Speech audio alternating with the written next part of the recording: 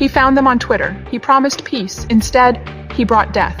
This is the terrifying true story of Takahiro Shiraishi, the man the world now knows as the Twitter killer.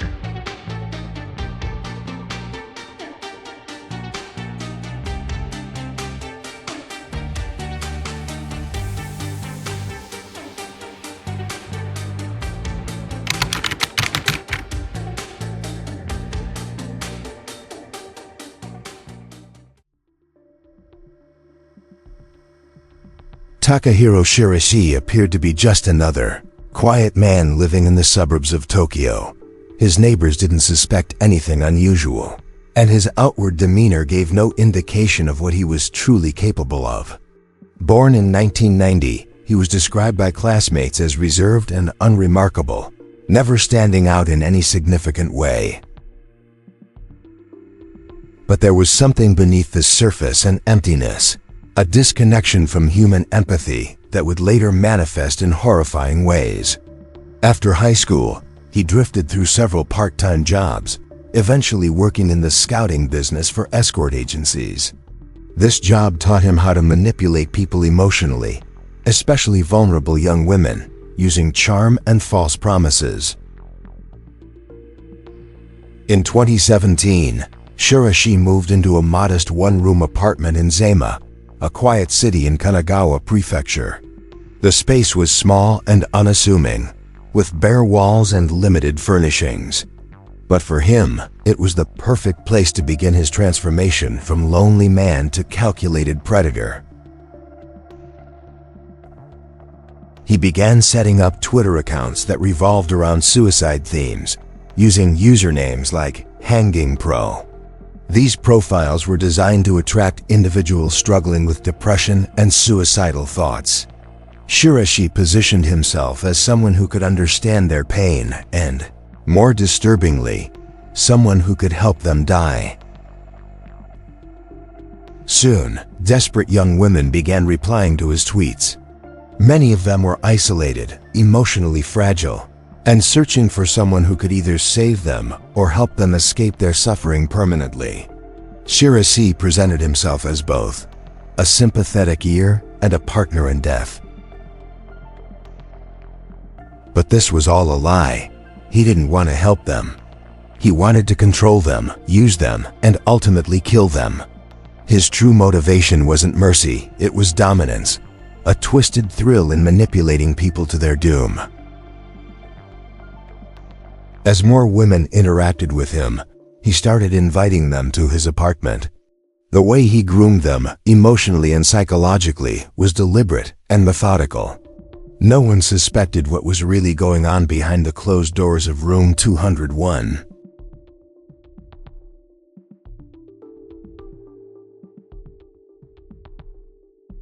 The first known victim entered his apartment in August 2017.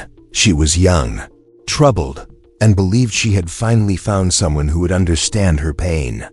What she didn't realize was that her final moments had already been scripted by a man who saw her only as an object to be used and discarded.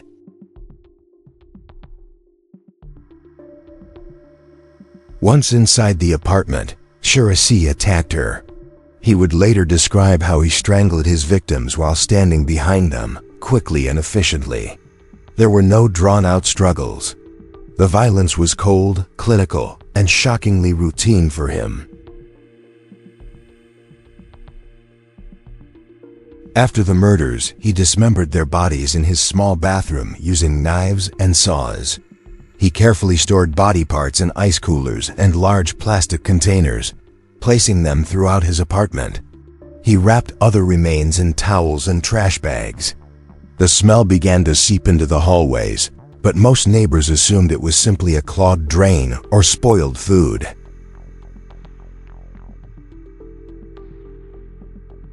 Over the span of just 10 weeks, Shiraishi lured and killed 9 people, 8 women, and 1 man. Each victim had interacted with him through Twitter. Most believed they were going to die peacefully or find someone who truly cared for them. Instead, they entered a house of horror.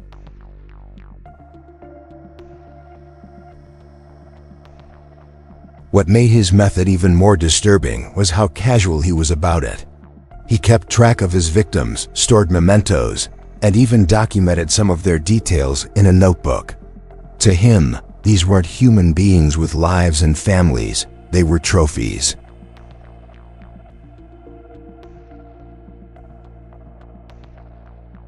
He didn't hide his identity online, nor did he try very hard to cover his digital trail. There was an underlying sense that he wanted to be caught, or perhaps believed that no one would ever look close enough to stop him.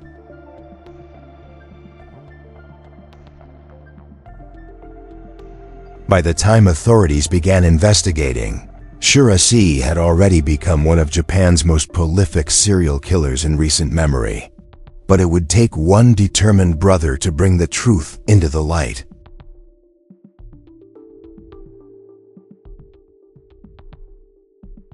The investigation into Takahiro Shiraishi's crimes began not with the police, but with the brother of his final victim. In October 2017, a 23-year-old woman had disappeared after posting suicidal messages online. Her brother grew concerned when he couldn't reach her, and he decided to search her social media activity for clues.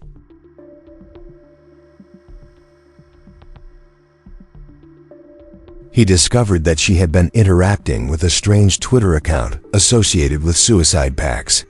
Alarmed, he contacted the police, but at first, the authorities hesitated. Suicide in Japan is tragically common, and many cases are not pursued with urgency unless foul play is suspected.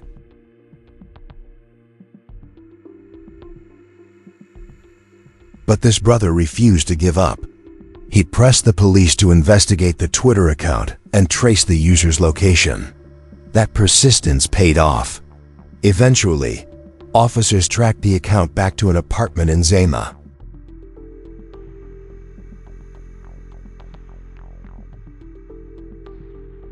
On October 30th, 2017, police knocked on the door of room 201. Shiraishi calmly let them in. Inside, they were hit with a powerful stench that confirmed their worst fears. In the bathroom and storage containers, they found dismembered body parts belonging to at least 9 people. What they discovered shocked the nation. Shiraishi made no effort to deny the crimes. In fact, he confessed immediately, explaining how he had killed each victim and why. His reason was simple. He wanted someone to dominate, someone who wouldn't resist, someone he could control completely.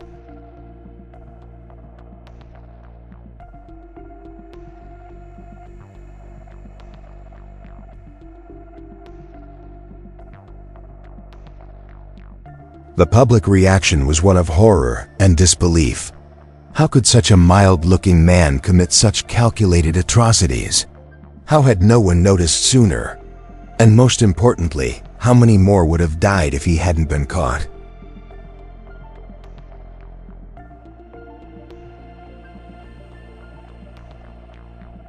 In the days that followed, investigators identified all 9 victims and contacted their grieving families. Most were women in their teens and early 20s, many of them already struggling with mental health issues. Their trust had been exploited in the worst possible way.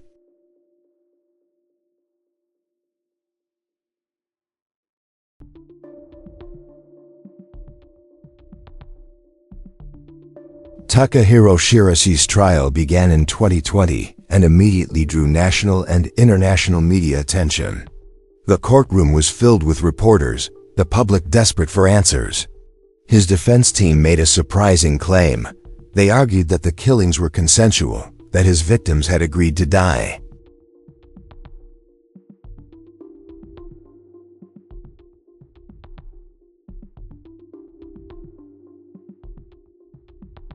The prosecution, however, presented overwhelming evidence to the contrary. They argued that Shiraishi had preyed on his victims' vulnerabilities, manipulated their fears, and offered false promises. This was not assisted suicide, they said.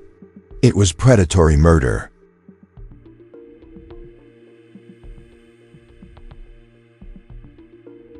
The families of the victims gave powerful, heartbreaking testimonies.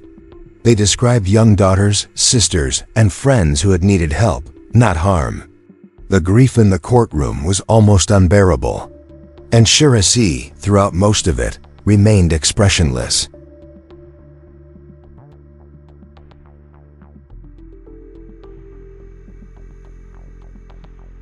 In December 2020, the court reached its verdict.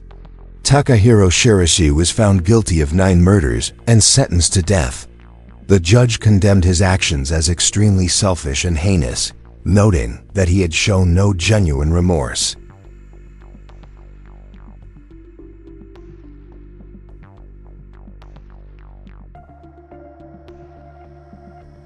The case forced a national reckoning in Japan. Social media platforms were scrutinized, mental health support services came under review, and the justice system was urged to take online threats more seriously. It also sparked global conversations about digital vulnerability and the dark corners of the internet.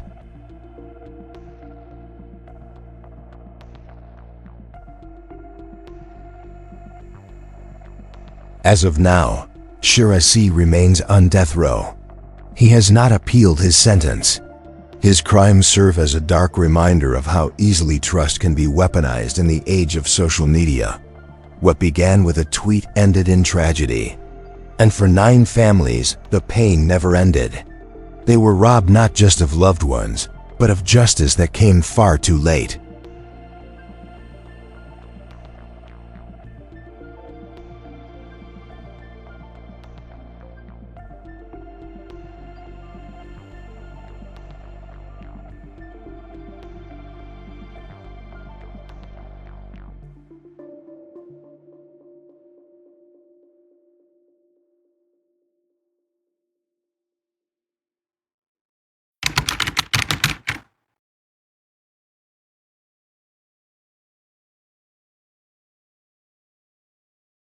Welcome to the Deep Dive. This is where we take sources, articles, research, all sorts of things, and really boil them down to the key insights, the stuff you need to know. Helping you get genuinely informed quickly. Exactly. And today, we're diving into something quite dark, really chilling, actually. Yeah. The case known as the Zama apartment murders. Yeah, it's a tough one. Our source material is pretty detailed, giving us a stark look at what happened. So our mission today really is to try and understand how could someone who seems so ordinary commit these horrific acts? And not just how, but the methods he used, this really twisted approach, and the impact, especially thinking about, social media and vulnerability. That's a huge part of this story. Okay, let's start with him. Takahiro Shiraishi. The sources paint this picture of someone just unremarkable, quiet, neighbors, classmates, they didn't see anything unusual, which makes you ask that question right away. How does someone like that become capable of pure monstrosity? It's the core question, isn't it? And what's fascinating, or maybe disturbing, is how his earlier life seems to almost set the stage. After high school, he had various jobs, but ended up in what they call the scouting business. Well, for escort agencies, right? Exactly. And this wasn't just some random job. It apparently taught him how to, charm and manipulate vulnerable young women, false promises, emotional leverage. It's like a really grim foreshadowing of what came later. Okay, so he has that background. Then we get to 2017. This feels like a big shift. He moves into this small one-room apartment in Zama. Just a very ordinary, basic apartment. But the sources describe it as this hidden stage. Yeah. Where he went from being just a, quote, lonely man to a calculated predator. And his method, how he operated online, was just chillingly specific. He set up Twitter accounts. With those names, like Hang In Pro. Yeah, names directly linked to suicide. These weren't accidental. They were bait, specifically designed to attract people struggling with depression, with suicidal thoughts. So he's positioning himself as someone who gets it. Who understands their pain. Or even, and this is awful, someone who could help them die. He played on that desperation. It just shows how dangerous online anonymity can be. And the people he targeted, just heartbreaking. Isolated, emotionally fragile, mostly young women, but one man too, all looking for something, help maybe, or just an end to their suffering. Yeah. And he offers himself as this sympathetic ear, this partner in death, But that wasn't his goal at all, was it? No, absolutely not. The sources are clear. His real motivation wasn't mercy. It wasn't empathy. It was dominance. Dominance. And this really twisted thrill he got from manipulating people, leading them towards their deaths. The promises were just lies, tools for control, ultimately leading to murder. And it all happened in that tiny apartment, room 201. In that one room. He'd groom them online, build this false trust, lure them there, and nobody outside had any idea what was really going on inside. Just horrifying. And the details of the crimes themselves. They're grim. The sources describe the killings as almost clinical. Strangulation from behind, apparently with no drawn-out struggles. Quick, efficient. And then the dismemberment. Yes, in his small bathroom. Using knives, saws. He then stored the body parts, well, everywhere. In coolers, plastic containers wrapped up in bags, towels. All inside that small space. The contrast between the mundane setting and the horror inside is just hard to grasp. It really is. And what gets me is the casualness. The sources say a smell started to seep out. Right. Into the hallway. But neighbors thought it was, what, bad drain, Right. spoiled food, something ordinary. Exactly. They rationalized it. Meanwhile, inside, he was meticulously keeping track, storing mementos from his victims. Trophies. He saw them as trophies, documenting details in a notebook. It's unbelievable. And the scale. 9 people, 8 women, 1 man, all murdered in just 10 weeks. 10 weeks. All lured through Twitter, all thinking they were finding someone who understood, maybe even someone who would help them die peacefully. They were so tragically deceived. It seems impossible he could go on, but thankfully he was caught. And it really came down to the brother of the last victim, didn't it? It absolutely did. That brother's persistence was key. His sister, 23 years old, vanished after posting suicidal messages online. And he didn't just accept it. No, he started digging into her social media, found this strange Twitter account she'd been interacting with, the one linked to suicide pacts. He went to the police. But they hesitated at first. Well, yeah, sadly, suicide is tragically common in Japan. So the initial reaction might have been, another sad case, but her brother just kept pushing. He pressed them to investigate properly. Good for him. And that pressure worked. It did. The police managed to track that specific Twitter account, and it led them straight to Shiraishi's apartment in Zama. So the discovery, October 30th, 2017. That's the date. Police knock on the door of room 201. Shiraishi just calmly lets them in. Calmly. Apparently, yes. And the officers were immediately hit by this powerful stench. They knew. And inside, they found the coolers, the containers, the dismembered remains of at least 9 people. Unimaginable. And Shiraishi's reaction. Immediate confession, just laid it all out, explained his methods and his reason. Chillingly simple. He said he wanted someone he could dominate. Just dominate. Someone who wouldn't resist, someone he could control completely. That was his stated motive. The public reaction must have been immense. Oh, absolutely. Horror, disbelief. How could this ordinary-looking guy do this? How did no one notice? Were there more victims? Those were the questions everyone was asking. And they did identify all 9 victims eventually. Yes. Mostly young women, as we said, often struggling with mental health issues. Their vulnerability, their trust, just completely exploited. So the trial starts in 2020. Huge media attention, obviously. National, international, everyone wanted answers. And the defense strategy was, well, surprising. Well, they argue. They claimed the killings were consensual, that the victims wanted to die and he just helped them. Seriously. After luring them there. Right. It flew in the face of the prosecution's argument, which was predatory murder, pure exploitation of vulnerability. The family's testimonies were just heartbreaking. And Shiraishi himself. Largely expressionless, apparently, just sat there through most of it. The verdict came in December 2020. Guilty. On all 9 counts of murder, sentenced to death. The judge called his actions extremely selfish and heinous, and pointedly noted his total lack of genuine remorse. It's hard to even process. But looking beyond the trial, what were the broader impacts of this case? It really forced what the sources call a national reckoning in Japan. Suddenly, there was intense scrutiny on social media platforms. How could this happen? Right. Questions about mental health support services. Were they adequate? And calls for the police, the justice system to take online threats, online grooming much more seriously. And it went beyond Japan too, didn't it? Absolutely. It sparked global conversations about, digital vulnerability, the dark side of the internet, how platforms designed for connection, like Twitter, with its direct messaging, can also become these isolated spaces where predators can operate unseen.